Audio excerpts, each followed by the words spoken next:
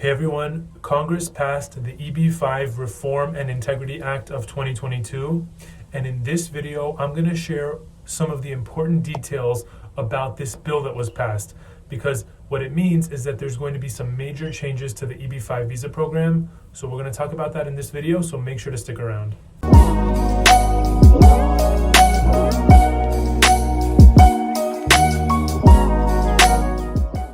Hey everyone, my name is Michael Ashoori and I'm a U.S. immigration lawyer based in Los Angeles, California.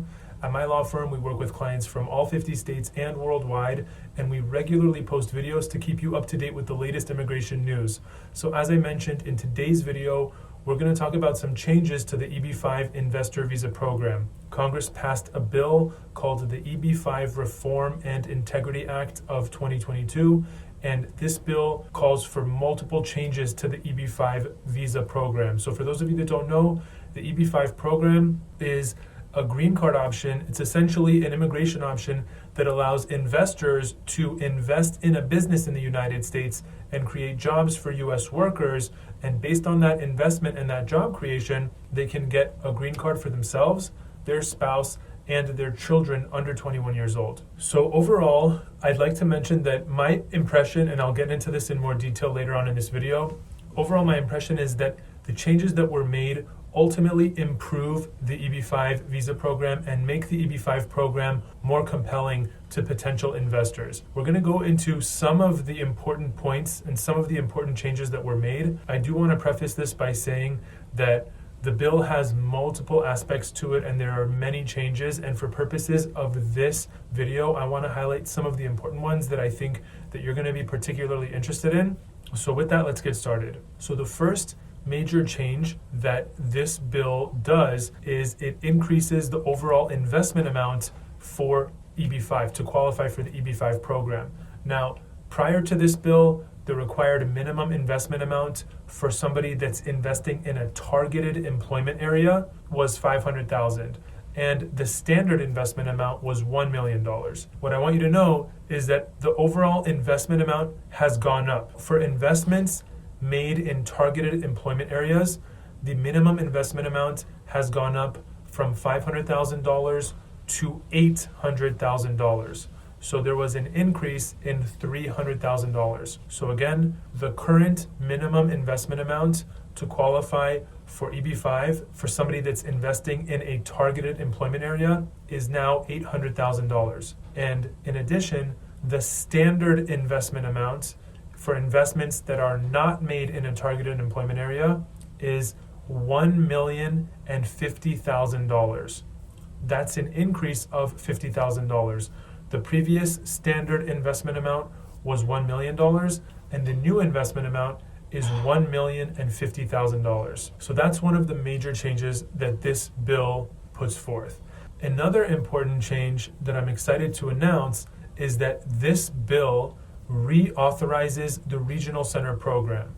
So basically, there's two types of ways to invest to qualify for the EB5 program. Somebody can do a direct investment, or they can invest in a regional center. For those of you that have been following EB5 or that are familiar with EB5, you know that historically, the regional center investment option has been a far more popular option for EB5 investors.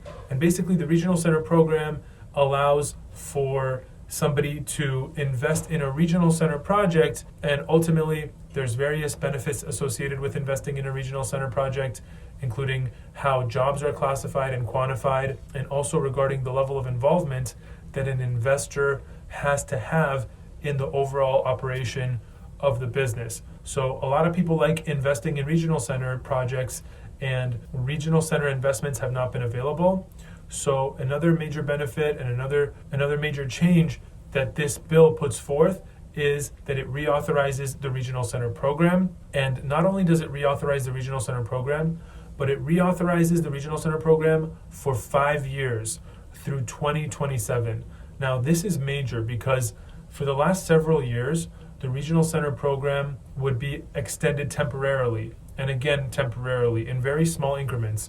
But what this bill does is that it gives a solid 5-year reauthorization of the Regional Center program.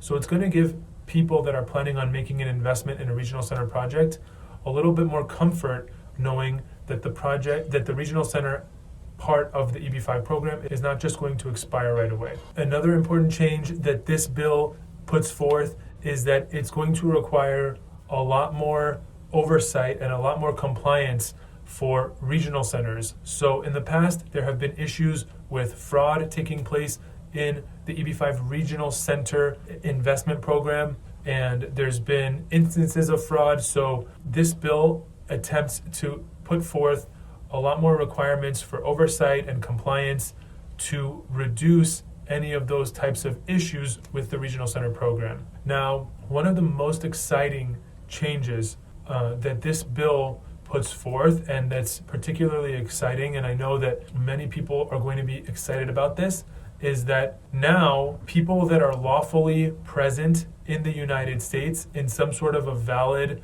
non-immigrant status can do a concurrent filing of their I526 and their adjustment of status application. So let me explain what this means. The way that someone applies for an EB5 visa and gets their green card through the EB5 program is that first they have to file, or historically I should say, in the past, what someone would have to do is that they would have to file a form I526. The form I526 is the immigrant petition that gets filed with USCIS, and historically someone would have to file that form along with oftentimes hundreds of pages of documentation, and that form would process for a very long time, and then it would get approved, and then the person would be eligible to either apply for their immigrant visa or to apply for an adjustment of status, assuming that a visa number was available to them. Now, the problem with that is that for the last several years, the form I526 has taken a very long time to process. And I'm talking about 18 months or more. So someone would have to first file their form I526, wait for several months, oftentimes 18 or more months, for that form I526 to get approved. And at that point, assuming that there was not a backlog and that a visa was available to them, they could then either apply for their immigrant visa or apply for an adjustment of status. But now, with this bill that was passed, people are now eligible to concurrently file their form I526 along with their form I485, assuming that a visa number is currently available to them. So if somebody is planning on applying for EB5 and they're in the United States, let's say somebody's in the United States on an E2 investor visa, and they want to apply for EB5. Well, again, in the past, they would have to first file their form I526, wait for that to get approved, and then apply for their adjustment of status.